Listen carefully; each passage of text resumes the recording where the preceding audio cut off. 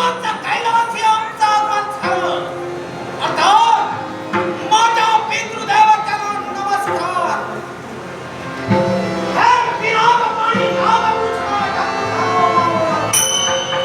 संग्राम युद्धाचा माझा खरेशा. हे आदिपुरुषा माझा महापुरुषा. तुमचा हुकूम तुमच्या अंतरी साक्षात.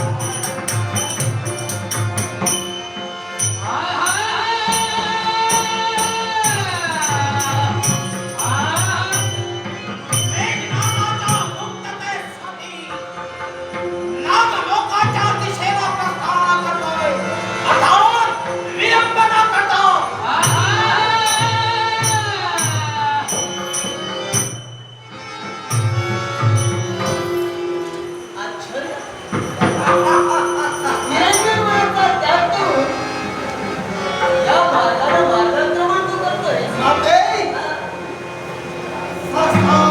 बाबूंची डोळीचा मंगलमय यशस्वी भव. तुझे आशीर्वचन मिळाले, माझं मन कृतकृतार्थ झालं आणि माझा आत्मविश्वास द्विगुणित झाला. ज्या कार्याच्या दिशेला चाललोय ते कार्य निश्चितच पूर्ण होईल हा आत्मविश्वास मध्ये द्विगुणित झाला. आणि म्हणूनच आई, तुझा पुत्र एका महत्वाच्या कार्यासाठी चालला अर्थात तुझ्याशी बोलायला मला वेळ नाही. तुझं दर्शन झालं, निघालो मी.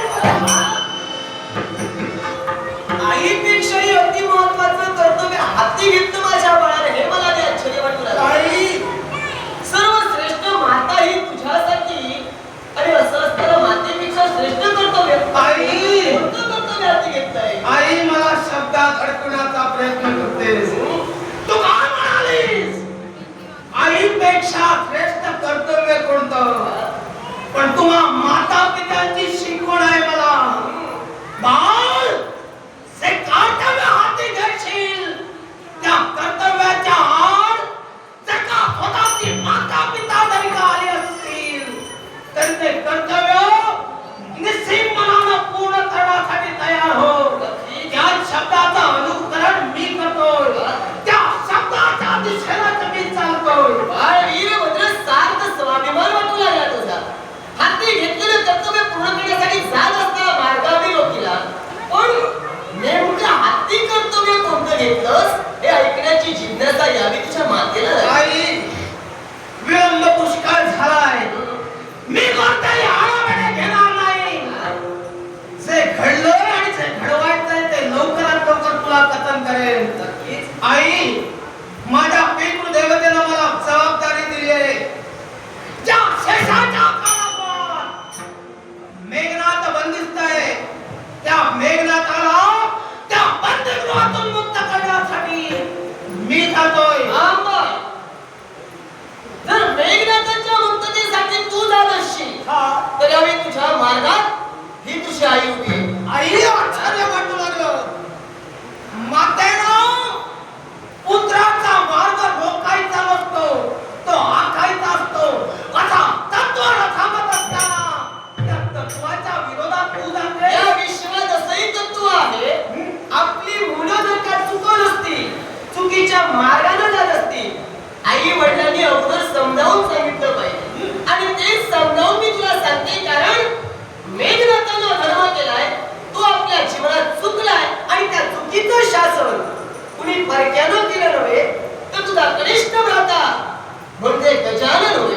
मग मला सांग, गजानन अधर्म करू शकतो का? आई, मग ज्या पित्याच्या आज्ञेनं मी आलो तो तुझा बाळ वीरभद्र अधर्माच्या दिशेनं पावलं टाकेल का? मुळीच नाही, म्हणूनच तुझा मार्ग रोखलाय. होय. कारण देव हे भोळे आहेत हे या साऱ्या विश्वाला माहित आहे. कारण कुठलीही गोष्ट करत असताना ते विचार करत नाही. जे आलं म्हणे ते पूर्ण करण्यासाठी तत्पर होतात, म्हणून त्यांना भोळा देव म्हटलाय. पण हा कुठेतरी विचार चुकतोय. ज्यानं चूक केली आहे, ज्यानं अपराध केला, त्या अपराधाचं शासन करणं हे आमचं आद्य कर्तव्य. आणि म्हणूनच तू तिथं जाऊ नकोस, त्याला शासनाने केलेलं आहे. मग आई, मी जर का चूक करतो असं म्हणत असशील तर पितृ आज्ञा पाळणं माझी चूक आहे की? बाळ, तू चुकत नाहीयेस. तू चुकत आहेस असं मी म्हटलं नाही, तू चुकत नाहीयेस, पण तू पुढे जाऊन चुकू नयेस. कारण या विश्वाचा आराध्य म्हणजे गणपती गजानन होय. तो माझ्या आज्ञेनं मेघनाथाला कैदी करून ठेवलाय. कारण जो जीवनात प्रसंग घडलाय तो शेषनाग यांच्या. मग मला एका प्रश्नाचं उत्तर दे. काय? पूर्ण प्रसंगाची माहिती घेऊनच तू मेघनाथापर्यंत जातोयस? आई, सारी कल्पना घेऊनच हो आलो. ना.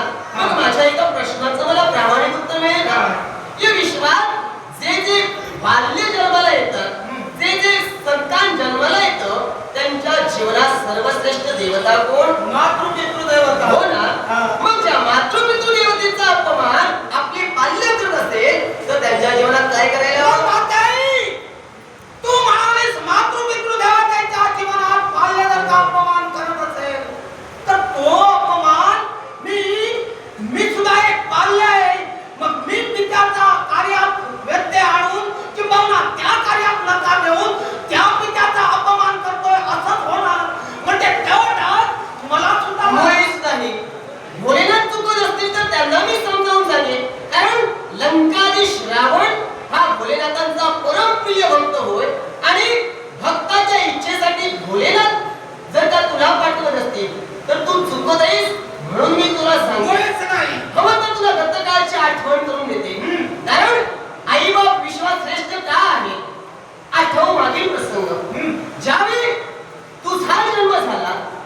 जन्म कोण कारणास्तव झाला? माते योग्य मार्गावर आलीस. आश्चर्य वाटू लागलं. पण तत्पूर्वी तू आधी उच्चारलेल्या वाक्याची आठवण करून देतो. पुत्र किंवा कन्या म्हणजे पाल्यांच्या जीवनात श्रेष्ठ कोण? माता पिता मी सांगितलं. मग त्या माता पित्याचा पुत्र गजानन त्यानं ते केलं ते योग्य असं तू म्हणते. धर्माच्या मार्गात मी जे करतोय ते अयोग्य तू म्हणतेस.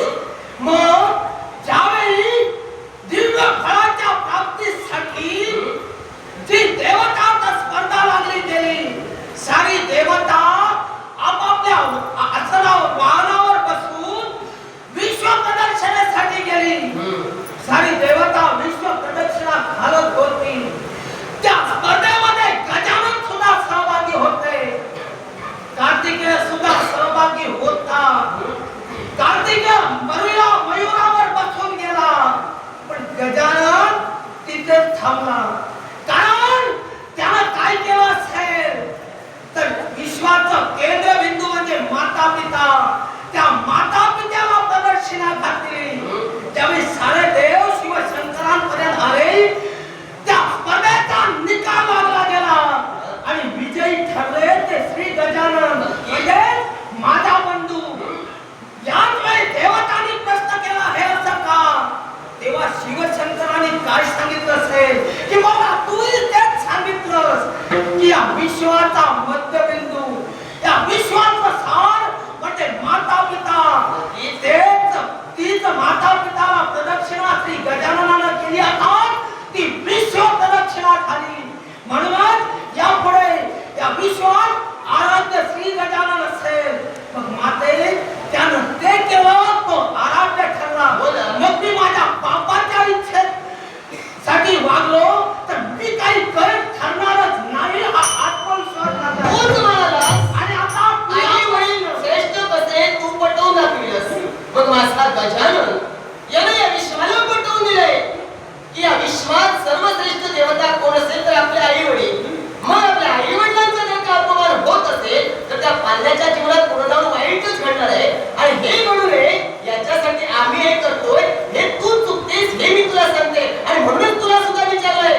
गजाननाच्या प्रश्नाऐवजी आम्ही तुला प्रश्न काय केलाय, तुझा जन्म का आणि कुणासाठी झालाय? हा आई सांगतो तुझा पूर्ण इतिहास.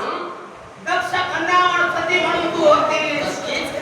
तुला प्रेम, तुझी निस्सीम भक्ती, तुझी प्रीती शिवशंकरांवर चढली गेली. दक्षाचा या गोष्टीला विरोध होता, पण तो विरोधातूनही तुझा आणि शिवशंकरांचा विवाह झाला. कालांतरानं दक्षानं म्हणजे माझ्या आजोबांनी यज्ञ आरंभिला. त्या यज्ञात शिवशंकरांना बोलाविलं नाही. शिवशंकरांना त्यांचं वाईट काही वाटलं नाही, पण तुला वाईट वाटलं. घरचं कार्य म्हणून तू गेलीस, पण तिथं तुझा अपमान केला गेला. तुझ्या पित्यानंच नव्हे तर तुझ्या भगिनीने सुद्धा तुला हिणवलं केलं. आई एवढंच नव्हे तर तुझ्या पतीला दूषणं दिले गेली. तुला काही बोलल्याचं तुला वाईट वाटलं नाही, कारण तो तुझा स्त्री सुलभ भावनेचा प्रश्न होता. पण तुझ्या पतीला हिणवलं गेलं. हा राग तुला सहन झाला नाही. तुला क्रोध आला. तुझी लोकशक्ती तू जागृत केली. स्वतःभोवती अग्नी प्रज्वलित केलास आणि त्या अग्निकुंडात स्वतःच्या देहाची आहुती दिलीस. त्यावेळी शिवशंकराला नंदीकर्मी गोष्ट कळली. त्याने आपली एक जटा भूमीवर आपटली. त्या भूमीवरच्या जटेतून त्याने वीरभद्राची हाक दिली आणि मी जन्माला आलो. तो शिवशंकराचा अंश तुझ्यासाठी, तुझ्या अपमानासाठी जन्माला आलो. त्या दक्षाच्या यज्ञाचे कौशल केले. दक्षाचा शिर मारलं. यक्षिणी देवीला हटायला घेऊन दक्ष यज्ञाचा विध्वंस केला. कालांतरानं शिवशंकर तुझं शरीर घेऊन फिरत असताना श्री हरीने सुदर्शनाला तुझ्या शरीराचे खंड केले गेले. तो विषय वेगळाच राहिला. पण हिमालयाच्या पोटी तू जन्माला आलीस. हिमकन्या म्हणून तू जन्माला आलीस. शिवशंकरांची पुढे विवाह प्रस्थापित झाला.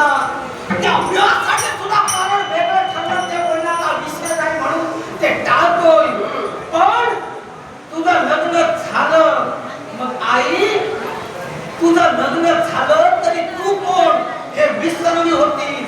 तू आहे या विश्वाची आधी माया हे तू विसरली होतीस होय ना. नक्कीच. तू आता ही बघत नाहीस एवढं तुला ज्ञात होतं हे बरोबर ना. नक्कीच. मग आई त्याच वेळी तुला पूर्वस्थिती प्राप्त करून द्यावी. तू आधी माया आहेस हे तुला पटावं म्हणून श्री शिवशंकराने काय केलं असेल तर योगमायेचं ध्यान करण्यासाठी तुला उत्साहित केलं गेलं. तू ध्यानासाठी बसलीस. तुझ्या अवतीभोवती शिवशंकराने योगशक्ती प्रस्थापित केली गेली जेणेकरून तुझ्या ध्यानाचा खंड पडता कामा नये म्हणून हे साधं केलं गेलं. पण त्याच वेळी एक प्रमाद घडला गेला. अंधकारात दानवानं तुझं हरण केलं. ही गोष्ट शिवशंकरानं केली.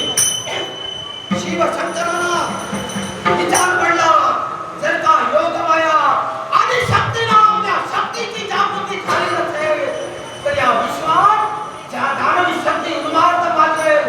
म्हणूनच त्या अंधकाराच्या कारागृहातून तुझी मुक्तता केली गेली. अमरनाथ तुला आणलं गेलं. अमरनाथ तुला ब्रह्म शिक्षा दिली गेली. ब्रह्म ज्ञानाची प्राप्ती तुला दिली गेली ती शिवशंकराकडून. 108 रुद्रमाळा म्हणजे मुडक्यांची माळा त्यावेळी तुझ्या गळ्यात घातली गेली. तू ध्यानाला बसलीस. ते ब्रह्मज्ञान ऐकत असताना कपोत नामक एक ऋषी सुद्धा एका पक्षाच्या रूपानं म्हणजेच कपोत पक्षाच्या रूपानं तिथं राहिलं. ब्रह्मज्ञान ग्रहण केलं गेलं. तुझ्या पूर्वशक्ती तुझ्या आदिशक्ती जागृत झाल्या.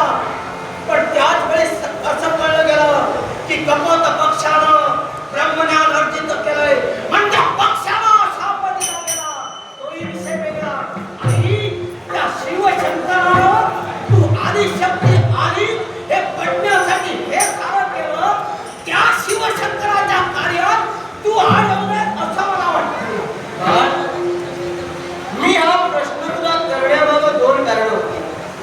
एक म्हणजे तुझं जन्म रहस्य. कारण तुझा जन्म शिवशंभू महादेवांच्या जठरीपासून झाला तो सुद्धा माझ्यासाठी. आणि दुसरी गोष्ट ज्या जन्माचं तू कथन केलंस जी सती आई बापाच्या विरोधात जाऊन भोलेनाथांशी लग्न केल्यानंतर तिच्या जीवनात दुःख काय आलं. तिला स्वतःचं जीवन संपवावं लागलं. हे जीवन संपवावं लागलं ते माझ्या भक्तिणीच्या बाबतीत होऊ नये. कारण तिने आपल्या बापाचा अपमान केलाय. या बापाचा अपमान केल्यानंतर जर का माझ्याप्रमाणे तिची स्थिती झाली असेल मला पुनर्जन्म मिळाला म्हणून तिला पुनर्जन्म मिळालंच अशातला भाग नाही. आणि म्हणून हे कथन तुला करायचं होतं आज. म्हणून त्याच गतकालची आठवण तुला करून दिली. त्या अधर्मी मेघनाथाशी त्या अधर्मी रावणाच्या पुत्राशी मला तिचा विवाह मान्य नाही. तुला मान्य नसेल पण जिथं सुलोचनेला मान्य आहे तिथं आपण कोण. त्यावेळी प्रश्न वेगळा.